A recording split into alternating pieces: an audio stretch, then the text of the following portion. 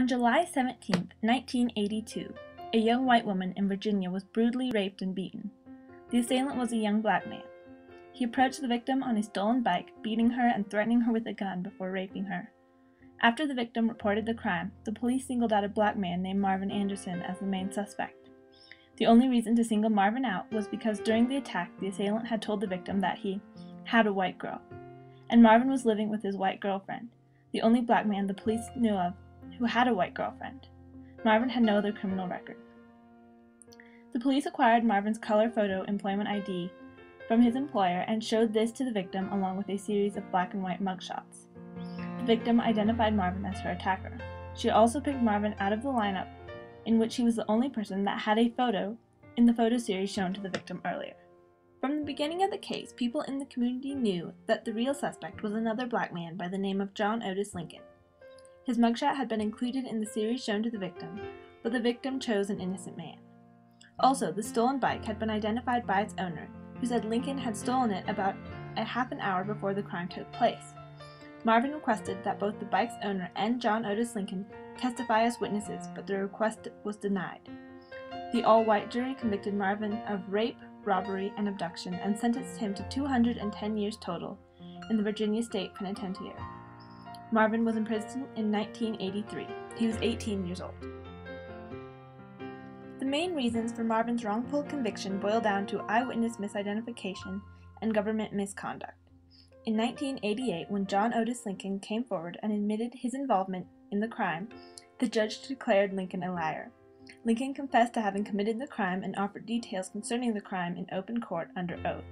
However, the judge, who was the same judge that presided over Marvin's original trial, at which the victim testified in detail regarding the crime and again identified Marvin as her assailant, completely disregarded Lincoln's attempt to clear Marvin and own up to having committed the crime.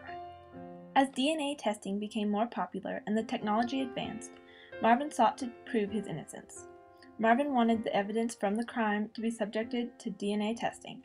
However, the court told Marvin's lawyers that the rape kit and all the evidence from the crime had been destroyed. Marvin then contacted the Innocence Project, and in 1994 his case was accepted into the Innocence Project. After 15 years in prison, Marvin was released facing a lifetime on parole.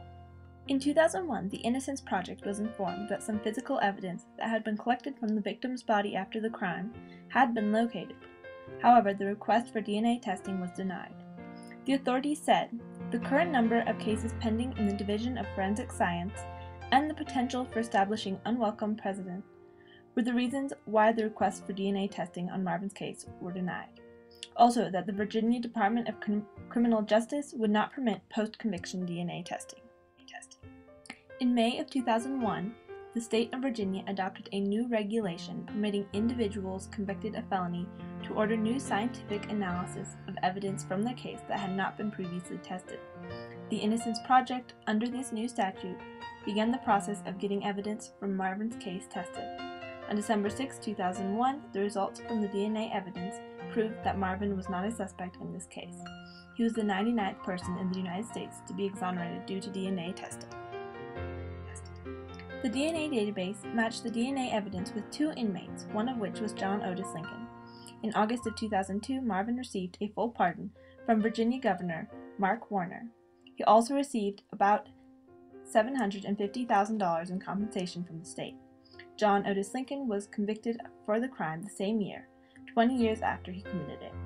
Marvin Anderson had spent 15 years in prison and 4 years on parole. Without advancements in DNA testing technology, Marvin would have faced many more years in prison and a lifetime on parole for a crime he did not commit.